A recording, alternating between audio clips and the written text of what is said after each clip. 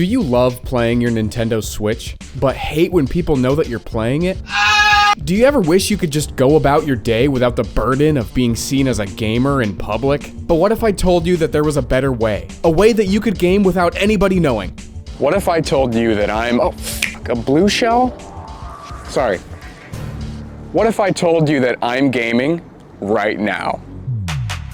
These are the XREAL Air 2 AR glasses. They're monitors for your eyeballs.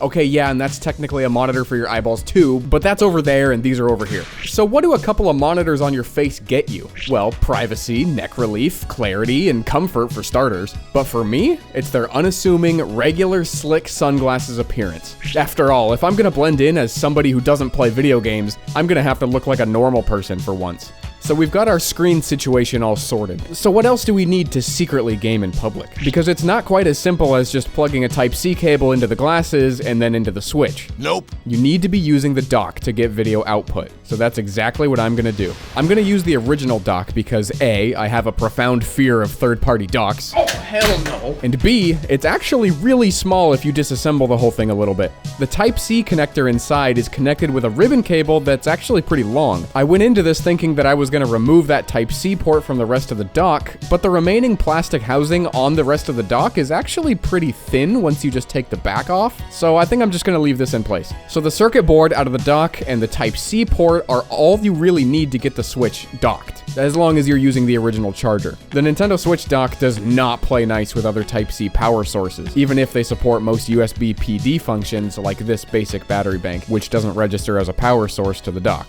But luckily, Anker makes a battery bank that does work on the Switch dock, and to my knowledge, this is one of the only power banks that can actually power it correctly. Now that I've slimmed down the dock, I'm gonna need a way to attach it to my body. Unfortunately, I don't have any standard mounting holes. That's where this fabric body wrap comes into play, which I definitely figured out how to use correctly on my first try. Aha! But I'm not gonna just wrap everything all loose and jangling around though. I need a way to keep everything in place.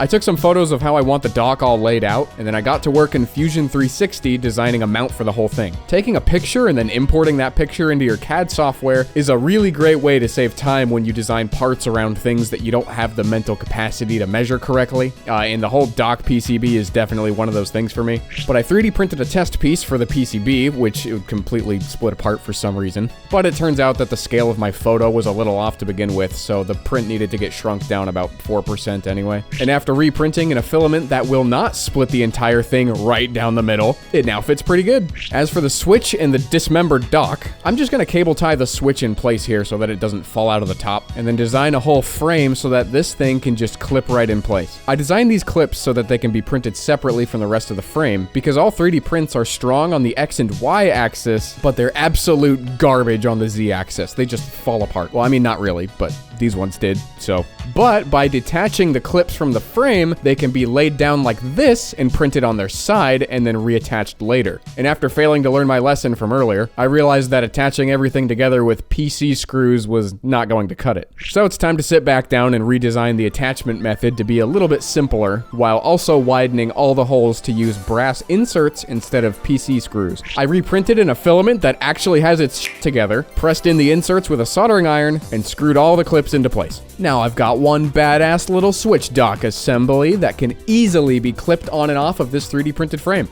Okay, so now for the battery. The geometry of this thing is dead simple compared to something like the Switch dock. All I need for this is a side profile, a few millimeter offset, some holes for some more brass inserts, which you should definitely try and pick up with your fingers when they're hundreds of degrees, just like me. But anyway, it's all bolted up now, and like many wise men before me have said, Oh yeah, dude, that ain't going nowhere.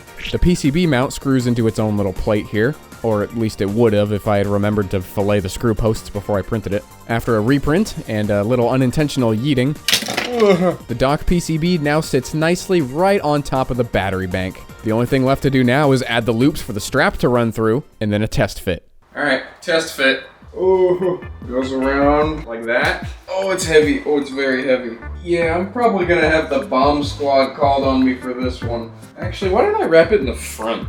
Okay, now I look even more like a suicide bomber. I'm starting to think of that, like, some suspenders-based thing might have been better, because this thing is just sagging down. I'll just pretend like I have a huge gut, I guess. Here we are. let's try on our jackets. Okay, first up, we have the Canadian cat construction jacket. Paid $20 freaking for this thing, dude. Oh, the zipper's on the wrong side. Is that just a Canadian thing? Okay, that's not bad.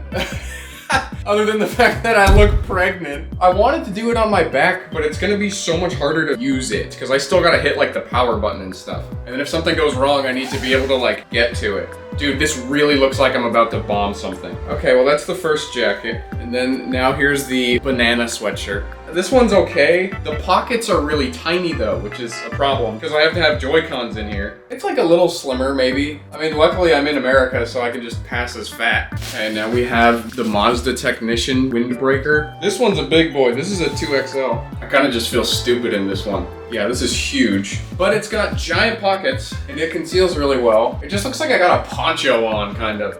Okay, so this is gonna work out all right, but I do want it so my profile is just a little bit slimmer. I redesigned the battery and the PCB mount to sit at about a 20-degree angle. I'd say that the less I look like a potential threat to everybody in a 50-foot blast radius around me, the better. I don't want to look like a man of terror. I'm not saying the T-word, YouTube. I'm not gonna do it. I'm not getting demonetized over this. I'm trying to avoid looking like this guy. That's what I'm getting at here. But without further ado, it's undercover gamer time.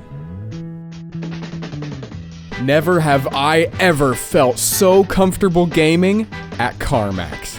I can take my games on the go now anywhere in the world, and nobody has to know that I'm gaming. I'm not gaming. Not only do you get your dignity back as a gamer with this setup, you can multitask like never before. You get the best parts of doing things in public and gaming. So I don't have a great way to record what I'm seeing through the glasses, so I've kind of mocked this up to give you a close approximation here. If you've ever tried VR, it's very similar to how VR looks, but the picture on these is way clearer than something like my Quest 2. And with these, you can still see everything that's happening around you like crystal clear. It's really hard to explain, you just have to try it, it's cool. With the XREAL Air 2s, you can take your waiting for GameStop to open game to the next level. You'll be loitering like you've never loitered before with these babies. I'm gaming in here. Oh, I just died.